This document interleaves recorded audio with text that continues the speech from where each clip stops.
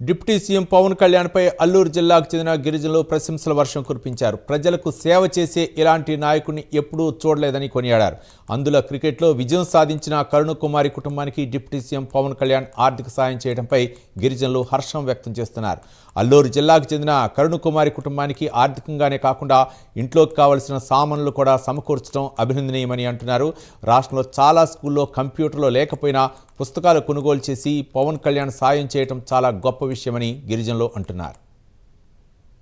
గెలిచిన వారం రోజుల్లోగా మన రాష్ట్ర డిప్యూటీ సీఎం గారు పిలిచి వాళ్ళకి టీం అంటే ఆ టీం వారికి అందరికీ పిలిచి వాళ్ళకి అభినందనలు తెలియజేసి, అలాగే మన గిరిజన ముద్దుపేట అరుణకుమారి గారికి అంటే ఉండడానికి ఇల్లు లేని పరిస్థితి ఉంది.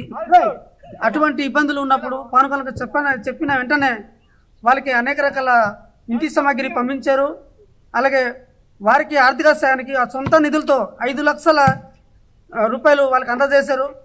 అలాగే డిప్యూటీ సీఎం గారికి ధన్యవాదాలు తెలియజేస్తున్నాను. ఎందుకంటే ఇటువంటి తరుణంలో నిజంగా సొంత డబ్బులతో ఇవ్వడం అనేది ఏ నాయకుడు చేయలేని పని మన పవన్ కళ్యాణ్ గారు చేస్తున్నారు.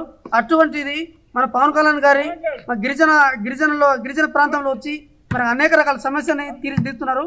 అలాగే అరుణకుమారి గారికి వాళ్ళ ఇంటి సామాగ్రిని ఆ ఇంటి వాళ్ళు కూడా తెలియకుండా పంపించారంటే అది ఎవరు పంపించారంటే డిప్యూటీ సీఎం గారు పంపించారు.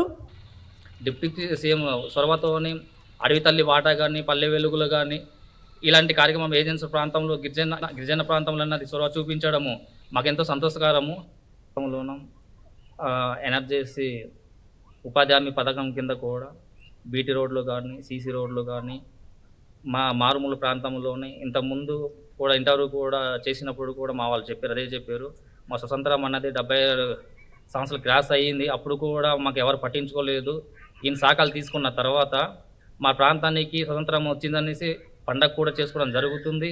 పల్లె బాట అన్నది ఇలాగే మాకు 2018-19లో పవన్ కళ్యాణ్ వచ్చినప్పుడు నాకు ఒక మాట చెప్పారు, పోతంగిలోన మీ మండలం మీ పంచాయతీలో వస్తాను, నేను వచ్చినప్పుడు నా దగ్గర ఉండి చూపించాలంటే దగ్గర పోతంగి పంచాయతీ అన్నది అక్కడ ఉన్న పీడీజీ విలేజ్ కానీ, సీసీ రోడ్లు కానీ అన్నిట్లు కూడా చూపించాము.